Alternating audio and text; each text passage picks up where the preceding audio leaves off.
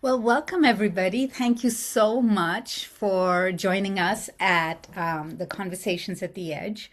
My name is Izzy Mamnoon, and I am a part of II. And Inclusive Innovation, if you aren't familiar with us, is a team of about 35 facilitators from across the globe. And the thing that brings us all together is that we are incredibly passionate about helping people collaborate across boundaries. And Our conversation on the edge today is really a conversation about what happens when we are collaborating across boundaries. And we're always interested in bringing people who have attempted to do that. Hopefully successfully, and are willing to share with us, what's worked for them and lessons learned. And the conversation is really about finding ways to build on what's already working rather than fixing things that are broken. So hopefully it's more of an appreciative inquiry approach to the conversation as opposed to a problem solving approach to the conversation. So today I am very excited to welcome our two guests who are Anna from the Aga Khan Foundation, and I'll let her speak to her expertise in just a minute, and Alex, who is the founder of Stormz, which is a platform that we use at Inclusive Innovation. And we've had the privilege of working with Alex for a long time. So I would like to invite Anna first to speak a little bit about who she is, what she does, and why collaboration matters in her work. Thank you so much, Izzy, and pleasure to meet everybody this afternoon, this morning, this evening, depending on where you are.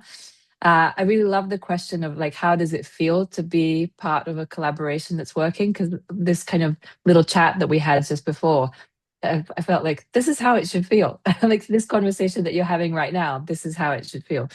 So my camera sometimes does funny things and sort of I go out of focus now. Hopefully I'm back in focus. Okay, so I'm Anna Barfield. I lead a function called Global Practice at an international development organization called the Aga Khan Foundation. And so my role is to help create, stimulate, encourage an inclusive culture of learning, of sharing, of collaboration, indeed, and of innovation. And so we can get into the mechanics of how we do that later, but essentially helping people collaborate, generate ideas, work together across all kinds of different boundaries is something that I try to do with my colleagues on a daily basis.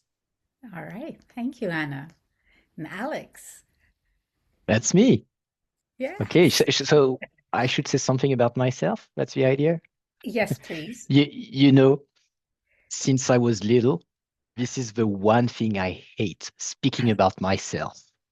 So, but it's as it is, you asking the question easy, I can make an effort. Oh, Oh thank yeah, you. I can do that for you.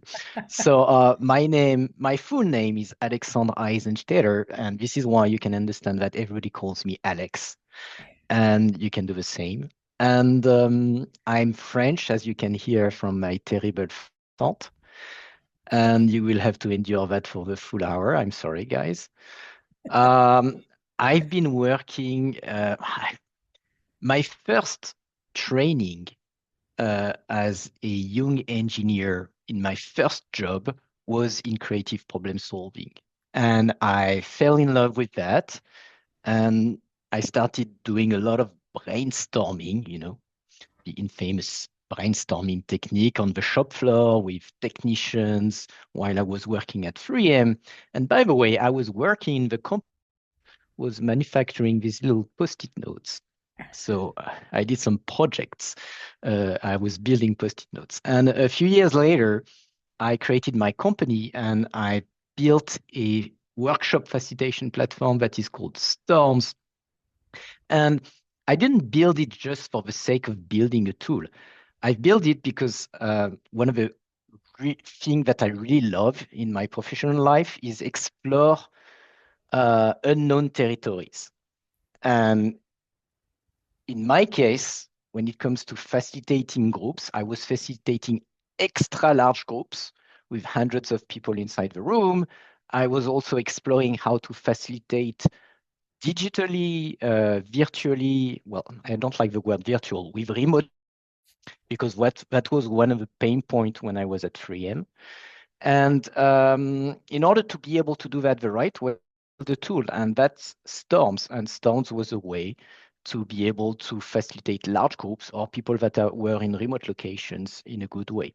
And that was in 2012, way before COVID, etc. And at that time, all the real facilitators were looking at me with big eyes saying, yeah, you cannot do that. This is not facilitation.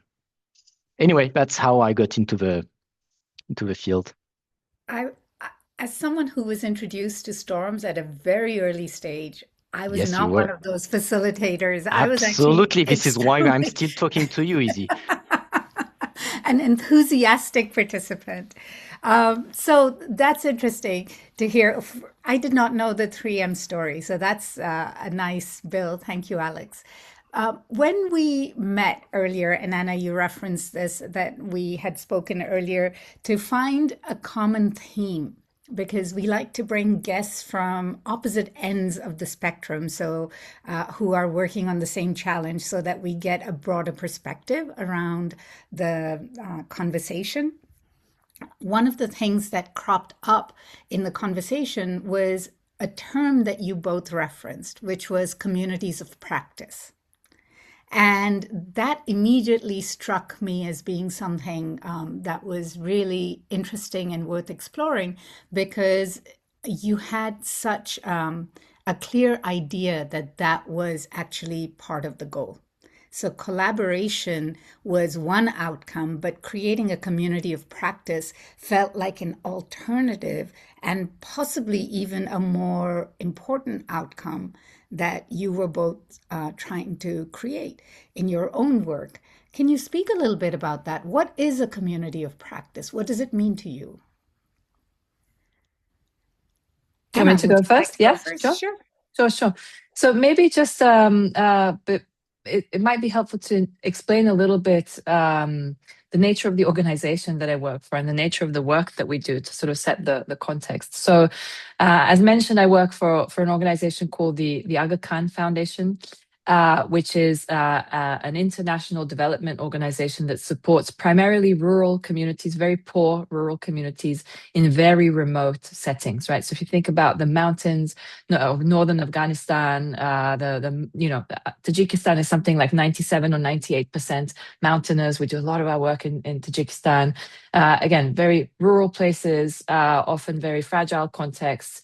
And our staff, our 4,000 staff around the world, are from the communities where we implement programs, right? So our staff in Syria are Syrians from the places where we work. Our staff in Portugal are staff from the places we work in Portugal. Our staff in northern India, in the tribal belt of India, are from the communities where we implement programs. And so if you think about these contexts where we work, so the broad mandate is to help improve the quality of life of very remote, very poor, marginalized communities. If you think about that context, what that means, okay, there are some obviously human needs and what quality of life means is probably universal, regardless of the place that we are talking about, but actually kind of what it means in that particular place and how it is, how that change is affected and what the reality of that place is extremely context dependent, right? And whether it's like climate or culture or, you name it. And so, but we are a foundation of 4,000 staff. And historically, because of the nature of our work, very remote, very dispersed, very rural, very grassroots, right? So that expertise that our practitioners have is in those communities where they work. And most of their work is not in any way digitally enhanced. It's very sort of, it's very community driven, community led, in contexts that have very low bandwidth, very little access to technology, et cetera, et cetera. So So the question of like, how do we create communities of practice? So how do we help people collaborate? It's in that context. So not an easy context. And we're a foundation that's been around for 60 years. So there's a lot of like, well, this is how it's always been done, right? In a specific context and kind of organization wide. And so,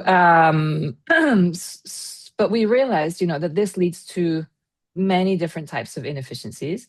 And also there is a sort of, a lot of reinventing the wheel, a lot of duplication of efforts, and not enough learning, right? Learning from other contexts, learning about kind of very well-established good practices, best practices, learning about emerging ones, right? And creating conversations around those and thinking about how those can be adapted for different contexts. And so somehow in that wider context is where we started to think about, okay, how do we bring people together across countries? How do we bring people together across different areas of work? And this notion of communities of practice sort of bubbled to the surface. And I have to say, in some areas of work, like our colleagues in education, for example, I don't think that they necessarily referred to it as a community of practice at that point, but they had a group of people that got together regularly, virtually, in person, like to exchange learnings. And then our challenge was really to bring this concept to the wider organization, to make sure that leadership understands what it means, and what it doesn't mean, what it is and what it isn't. And so, Izzy, I'll wrap on this, but like your question, kind of what is a community of practice and what is it not? The literature says, and also in our experience, it's very much, a community of practice is not a working group. It is not a committee. It is not a group that's tasked with producing something like a product or a document or whatever. It is a community that is driven by curiosity. It is a community that is driven by wanting to learn from each other, that doesn't necessarily have a very clear roadmap in front of it, but that sort of builds that road and builds the roadmap as with time, and as people get to know each other better, and as they learn more from each other. So again, difficult context to maybe foster collaboration, but it's come a really long way. And one key mechanism for that has been communities of practice, with many mistakes made along the way, of course, which I'd be happy to discuss. Certainly. We'll come back to that. Thank you, Anna. And Alex. So I'd say that what's very interesting in Anna's context is that there is both a lot of similarities and big differences with my own context for communities of practices. The one common thing is people being dispersed all over the place, but having a common need or a common frustrations or a common kind of activity, in fact. And a community of practice is a gather all these people that otherwise would be alone into something, into a structure or a space, a circle that would make sense for them and help them achieve what they want to achieve. And there is something is that if you look at the typical system in a company, you have the team, okay? And if you have a small company with a team of project managers, they are all doing the same job and they are sharing naturally, organically, because they are close together and they are working on the same company, paid by the same company. So they are sharing their practices more or less naturally. And the more dispersed, and it can start in the same company. As long as the company has 2 stairs, you're going to start having problems and people not sharing. And now imagine the same company having locations in 2 different cities in the same country, and then being in different countries, and you have Anna's use case and context. And then you go one step further. Imagine these people not being in the same organizations. And this is typically the context that I'm working with, because the different communities of practices that I have created are all facilitators. So we are doing the same kind of jobs. And they are usually solo or very small team facilitators. So they don't have a team to to share their practices with. And the community of practice, in this case, is a way to give a space to these people so that they can be together alone or alone together. So that's basically how I see a community of practice. Make sense? Interesting. Very interesting. Yes. Thank you. Sorry, I'm taking some notes because I'm learning as I. All right. So, what's interesting to me is that as I'm listening to you, I'm starting to hear in the conversation some of the reasons why a community of practice is a desired state, right? Is a desirable outcome.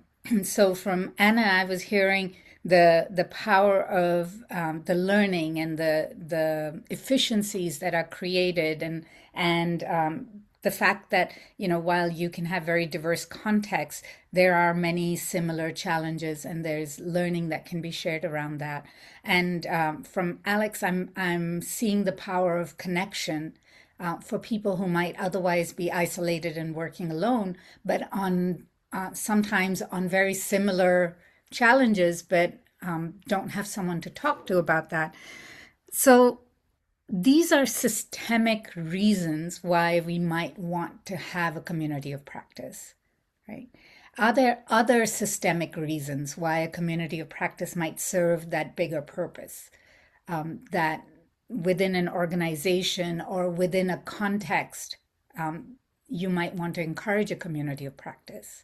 So this is a two-part question. So the first question is about the meta objective of a community of practice. Why would we want one? And you've already started to speak to it. And if there's anything more you'd like to add around that, I'd love to hear that first. Would you like to Go ahead, ahead? Alex. No, this time go first, please. Okay. No, the only thing I would like to add is that the other big reason that you might want to set up a community of practice is when the bigger goal is too ambitious to be done with people without collaborating together, or people that would be diverse or stuff like that. So I'm thinking of big wicked problems such as environment, poverty, and all these big problems. Yeah. Just wanted to add that. Yeah, I think that those Anna, you problems can will still stay obviously bigger than any group, Yeah, unfortunately. sure. But no, I was thinking as I was listening to your question, Izzy, I think, again, from our experience, in a large organization, so dispersed, so sort of offline, right, by nature of our work, and quite hierarchical, I would also say, in different ways. I think just people giving people visibility, giving them visibility as individuals, as professionals, giving their work, their expertise, recognition through that visibility is really, it's really powerful as well. It's very motivating. It's very empowering. It sort of gives a sense that, you know I can learn, I can build connections. I don't have to go through my line manager or whatever, right? Like, I can create my own network within the organization across geographies, across all the different boundaries that you were talking about earlier, right? And I think that's very motivating, and empowering. And we don't really have in our organization so many sort of opportunities for formal professional development, but not as a kind of as an organizational policy. I think it's like depends on the team, depends on the country, and all of this. So just creating this opportunity, these open communities for on-the-job learning, right? Because by definition, also, well, by definition, and whether it's by definition, but like our communities of practice tend to be quite open, right? So anybody who's interested to learn about this topic, to listen in, whether they have expertise in that area or not, they're welcome to join. And so that's also, I think that can be a form of on-the-job learning that is appreciated, especially when other more formal setups are not there. Okay. And I think you touched, Anna, the personal Sorry, Izzy.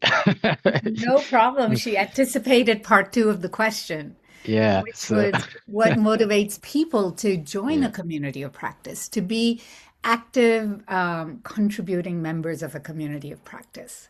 So you already started to allude to that. Is there something more that you would add, Anna? And then I'll invite Alex to answer the same question. Well, sorry, yeah, I did jump to the personal from the systemic, Oh, but the from the systemic, maybe if we just think about, community of practice, there's inherent value in building community for the reasons that we mentioned before, but there's also inherent reasons from an organizational point of view to enhance practice in different ways, right?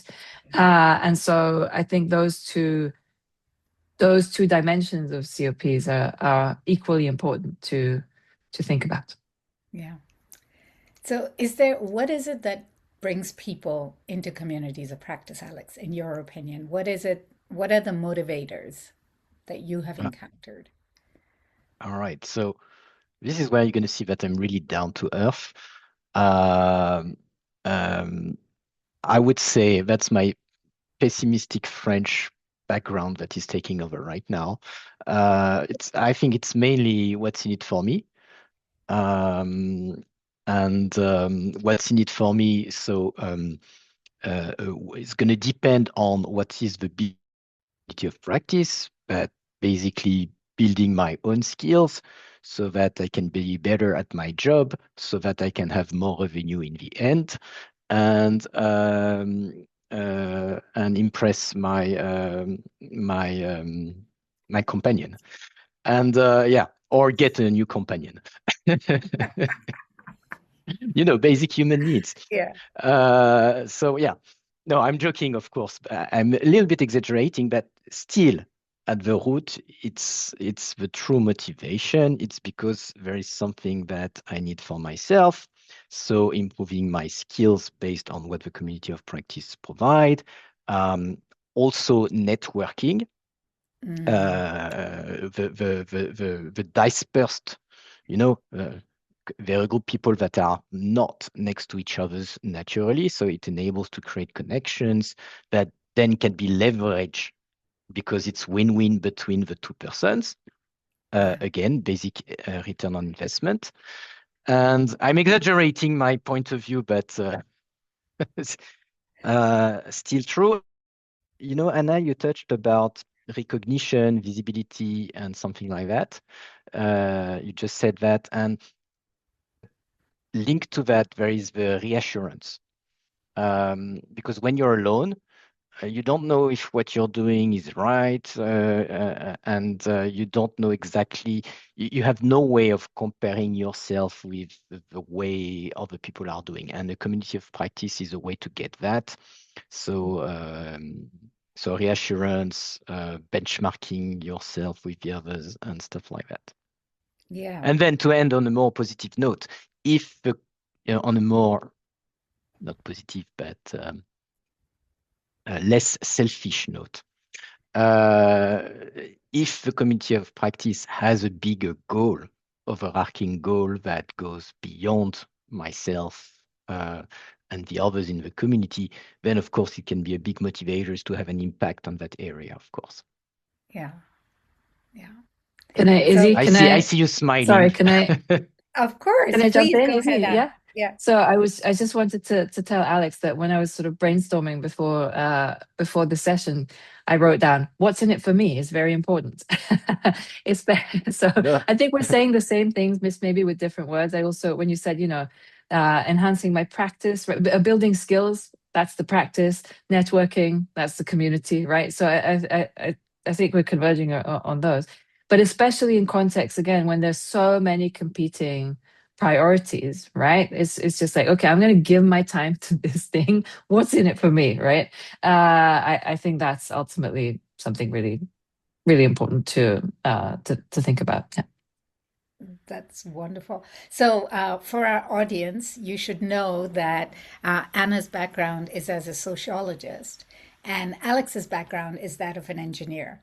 And Alex likes to pretend that he is has a very rational and systems design approach to solving these challenges. And Anna's approach is often humanistic and relationship based. But eventually, we recognize that through the conversations we've had in preparation for this, that they're actually very much aligned. And Alex is less of a robot than he likes to pretend that he is. So You were going to just suggest, Izzy, that in my free time, I like to pretend that I'm an engineer, oh, there which I you would have a very go. hard time. I would have a Exactly. very hard time doing. It could be either. So that brings us to the really, really interesting question of how, right? How do you build communities of practice? What's worked in your opinion? What have you tried? What have you learned? I would love to hear that because I'm sure our audience has bought into the idea of a community of practice. But then how do you get one? How do you build one? So, Alex, I'm going to invite you to go first so that we can give you a chance. Um, One super important word that applies to everything in life, uh, sim simplicity. Mm. It has to be simple, simple to engage with, simple to understand. Everything has to be simple. Why? Because as a participant in a community of practice, this is rarely your first job, your priority job, what brings you revenue, and in our current world, we the most scarce resource is time. So you have to to have a system. Yeah, now the engineer is talking. You have to have a system in place that is simple but powerful enough to bring the value that you promise. Okay, so that's the huge difficulty of building a community of practice with people who don't have time. Okay, how do you propose some simple, uh, um, how do you design a simple system that brings the return on the time that they will spend in?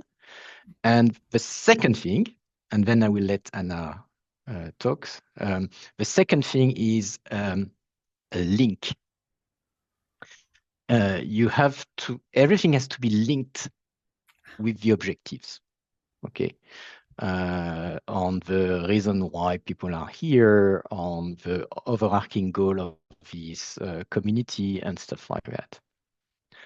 Maybe it's a little bit too abstract, but then we can go into the I tactics to mean, implement that. yeah, no, I agree completely. And actually, I know, Izzy, that I'm going to sort of jump to something I was going to say later in the discussion. But one of the questions is, okay, what are the challenges, or kind of what can, you know, what stalls the community of practice or kind of torpedoes it or something like that. And honestly, overthinking it, overcomplicating are the main things, at least that I've seen in our organization, that's just like yeah, people lose motivation when it's like that. So I agree 100% with it, keeping it as simple as possible. Along those lines also is demystifying it, like demystifying what it is, right? Like you have a community of practice session, like something I just saw recently, the level of effort that went into organizing, because somebody new has kind of taken over the leadership of the community practice, the hours, the emails to plan, to structure, to da da da da da da da, right? Like, and then the session happens, then report like this, right? And I just feel like this is completely not sustainable, right? Because it requires too much effort to organize and too much effort to debrief, right? And it doesn't allow for spontaneity, because I think one of the things you really want inside a community of practice is people to say, like, okay, this thing like actually really didn't work. Right? How do you do this? Because we really don't know how to do this. Like, and it's not just about celebrating your success and sort of, the way that you would do in a presentation, talking mainly about the things that worked and our lessons learned, and it's all super polished. And it's like, no, communities of practice is about going sort of under the hood and really trying to understand things deeply and understanding failures, successes, raising questions as much as anything else. So yeah, simplification, demystification, I think absolutely key. Spontaneity, absolutely key. That one thing that I was also thinking about, kind of what is the metaphor for this? And our offices here in Geneva have recently been refurbished. Actually, they're still being refurbished. And one thing that's wasn't built into the design is a shared space, right? And so we're all kind of siloed in our offices. Yeah. Meanwhile, temporarily, while our offices were kind of were in process of being refurbished, we were in another building. It was big, open space, open plan. For me personally, just talking for me personally, the number of kind of new contacts, new collaborations, very concrete projects that this led to, just kind of seeing people in the hallway, in the kitchen, wherever, is key. I mean, and it sounds so trivial to say, but the COP needs to feel more like the cafeteria than like the conference room, if that makes sense, right? Where you're just kind of chat, problem solving, and you don't know exactly, you're not going in with a clear purpose. Maybe you're going in with a clear purpose, but you don't have a kind of strict agenda for, how the next hour is going to go, or how the kind of plan for the session. So yeah. Anyway, we could, again, tactics. If you want, we could get into that. Maybe Alex can start off with that. But the kind of the feeling is cafeteria, not conference room. I love that metaphor of a cafeteria, not a conference room. And what I'm hearing both of you talk about is reducing the burden of entry and management, right? So it needs to be simple enough that people can engage with the least possible friction and And friction to also, entry. Go ahead. can I add one thing? When Anna says sustainable, I completely agree with that. And one of the key learning is that it needs to be self-supporting. I don't know if it's the right word in English, but what I mean is that it cannot rely on few individuals, which usually are the organizers of the community, because it won't be sustainable in the long term, and it's going to get complicated, and it's going to get in the way of these people. So yeah. Okay. So very quickly, I'd like to think about tactics, because obviously sometimes building communities of practice can be very contextual. And it might look very different in the Aga Khan Foundation, where everyone is from one foundation. At least that's the uniting link. And perhaps in Alex's work, where you're bringing communities, building communities of practice, where people are coming from diverse organizations. So what are some tactics that have worked for you? I'll let Anna go first this time. Okay, sure. So, well, one thing was, again, demystifying the concept, right? And bringing people from leadership positions together to kind of talk really frankly about, about their communities of practice, and to ask questions around, again, what they are, what they could be, what they should be, what they shouldn't be, like, and discuss that together. There was one session that we did a few years ago, I remember, where the first question was like, okay, because in theory, all of these people in leadership positions, thematic leadership positions, they should somehow be convening, be responsible for, be encouraging communities of practice within their area of work, right? And so the first question was like, okay, in a line, if this is, if your community of practice is thriving, active, meeting regularly, like people know each other, versus like at the other end, like your community of practice is dead. Like, where are you, right? And then, okay, let's discuss. But again, so bringing people together to demystify the concept, understand what a COP is, and exchanging, again, what within our organization, what has worked, what hasn't. That's one thing. Another thing for us that's been really crucial is actually creating the digital tools to be able to meet because before, again, we were much more like a kind of federation of foundations. in different countries as opposed to one organization. We didn't have any centralized systems, nothing at all. So a few years ago, when we had an organization-wide IT platform that was introduced for the first time, that really helped because at least people knew kind of where to go to find each other, right? And then actually something maybe like more interesting that we did a few years ago was we created a community of practice conveners. And we called it Working Better Together. And we essentially brought people who are either who are already convening or thinking about convening or wanting to understand this space a little bit more, brought them together. We met, I think it was every couple of weeks over a period of 5-6 months. We engaged in lots of creative activities virtually like this. We built models, we wrote poetry. It was fantastic. People from across different countries, across different areas of work, different kind of levels of the hierarchy within seniority within the organization. And again, I think that was linked to this kind of demystification of what COPs are. And then we actually came up with some, to Alex's point, some design principles for COPs. And I'm not going to go into detail on those here, but this is what emerged from this particular process. So our colleagues were saying that COPs, in order to be designed properly, effectively, need to be pluralistic and celebrate the diversity of participants. They need to be purposeful, need to articulate a clear purpose and structure and cadence for interaction.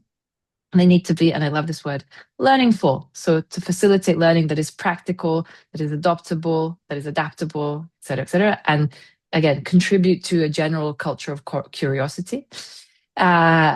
To Alex's point from earlier on, they need to be co-owned. So leadership, joint leadership, facilitation needs to be encouraged throughout and regularly, and they need to be a safe space for colleagues to be known not just as an expert or as a professional, but as a whole person beyond their job description with all the challenges of life, right? And so that people can share fully and feel they're in an empathetic space. And finally, and I think this is so important, they need to be enjoyable. People need to feel good in the community and enjoy being part of that community. So oh no, you want them to have fun. Come on. Yeah. Well, I'm going to take advantage of something that you said earlier where communities of practice need to be flexible. So Alex, I'm going to pause you here because here's the thing that I really want to invite our audience to have a conversation on the edge before we have a chance. Yes, thank you, Alex. I'm You on may hold. unpause now. To have a conversation on the edge, and perhaps when we come back, we can close with Alex sharing a few of the tactics that he's used. So, if you would take a few minutes to have a conversation with someone, it may not be 15 minutes because I'm afraid that we've gone a little bit long here. So, in 10 minutes, perhaps, introduce yourselves very briefly and share a community of practice that you are a part of or perhaps would like to be a part of, and what you see as the defining characteristics of that community of practice. And in your experience, perhaps, or your estimation, wherever, what your best guess is, in terms of what helps to build a resilient community of practice. So I'm going to invite Emma to open the breakout rooms and enjoy your conversations. Thank you, Izzy. Right, I'm just putting the instructions into the chat. I'm just going to triple check that we have Cora. Super. So I'm going to make breakouts that are pairs or trios. So you should have wonderful conversations. If you find yourself in a breakout room and the other person isn't there, just pop back to plenary and I'll pop you in another one, no problem. But with that, I'm going to pop everyone in now. And we've probably got about 8 minutes here. So enjoy your conversations and see you very, very shortly. Just make a quick point out to if anyone was interested in the principles that Anna referenced, she's also put them in the chat, so do be sure to copy them before we leave today. Yes. I always love to hear when people say too short because it means the conversations were great. And we'd love to hear back. We have a couple of minutes, and we'd love to hear what you discovered in your conversation on the edge. Izzy, sorry to interrupt.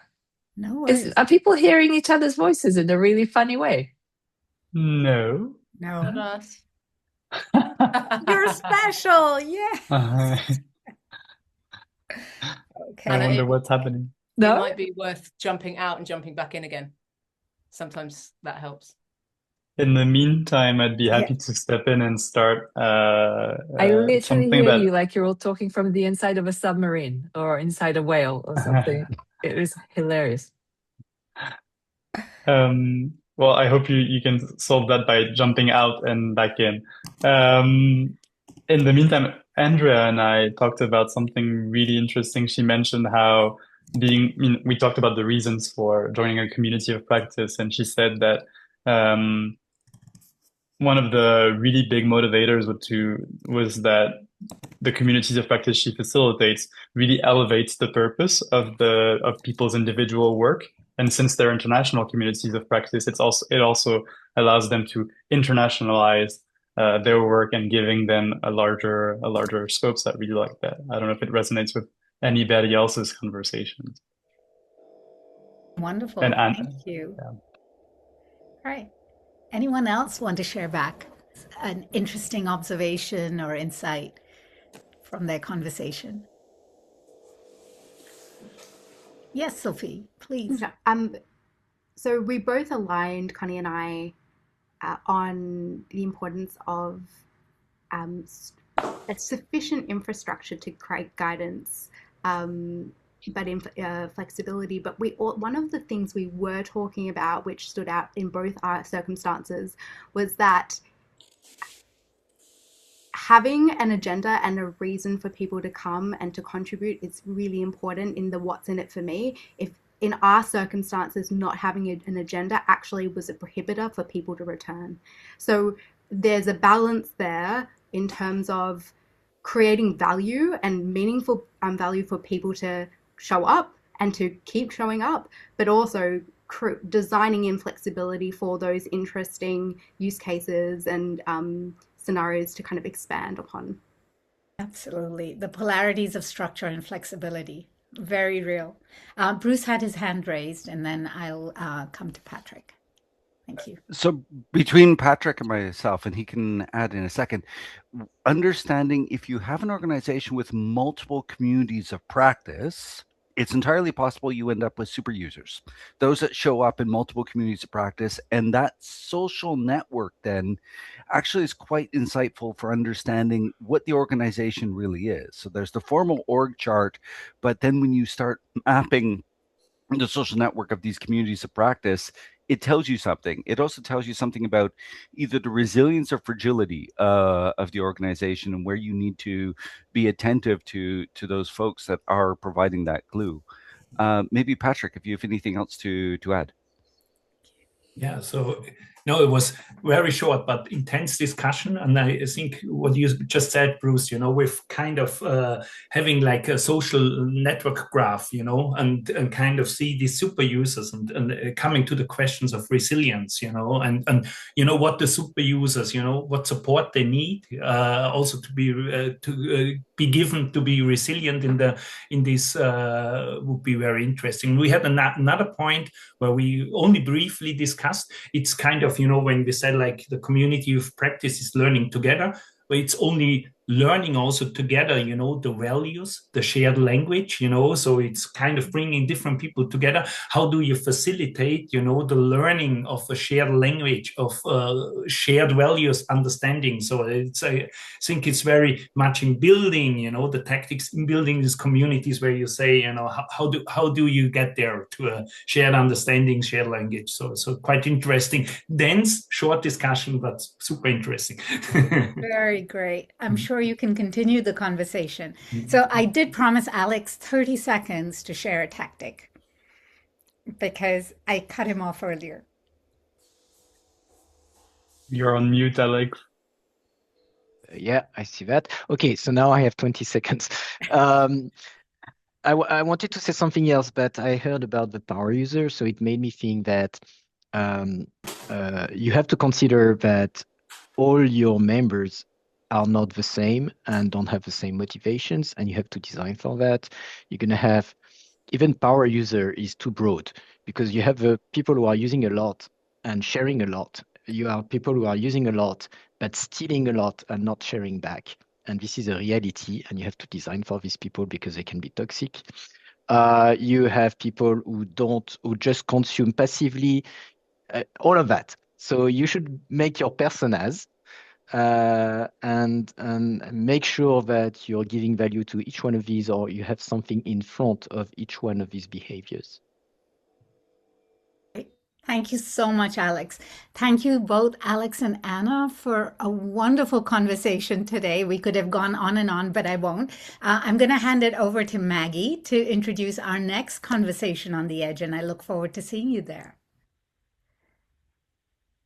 Thank you, everybody. We are excited. The next conversation at the edge will be with Bridget Helms, who is the director of the Miller Center for Global Impact. She's a big fan of inclusive innovation, was with us from the beginning, and has a lot to share about working with entrepreneurs, social entrepreneurs across many boundaries. And Chugo Agaji, who is part of the World Economic Forum Global Shapers community, which is a huge community of people working across boundaries to support social programs and social projects. And it'll be an interesting conversation, and we'll send you information about how to register when we have the date selected. Wonderful. Thank you, And everyone. I guess, yeah. Go ahead. No, Maggie, go ahead. I was going to say, please follow us on LinkedIn. And well, I might as well do it while I'm talking. Izzy, there's some feedback we'd love to get from you. There's a link in the chat. Love to hear how you felt about today's session. Consider feedback to be a gift. And we hope to see you all in future ones, right? Thank you, Izzy, for a great conversation that you facilitated. You're absolutely welcome. Thank you, everybody, and look forward to seeing you in another conversation.